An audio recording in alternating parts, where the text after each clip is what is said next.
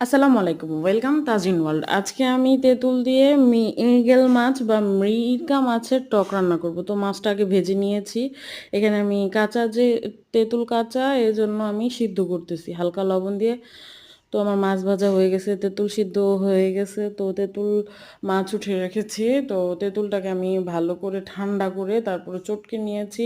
খোসাগুলো তেঁতুলের ফালাই দিছি, তারপরে চটকে নিয়ে ছেঁকে নিছি যাতে ময়লাগুলো অন্য জায়গায় পড়ে যায়, উপরে থাকে আর নিচে শুধু পানিটা থাকে। তো এখানে পেঁয়াজ রসুন ভাজা ভাজা করার পর আদা রসুন ছিল অল্প, তো আদা রসুন দিয়ে দিছি। তো এখানে হলুদের গুঁড়ো মরিচের গুঁড়ো দেওয়ার পরে পরে আমি এই যে টক পানিটা দিয়ে দিছি। টক পানিটা ফুটে আসলে আমি ভাজা মাছগুলো দিয়ে দিব।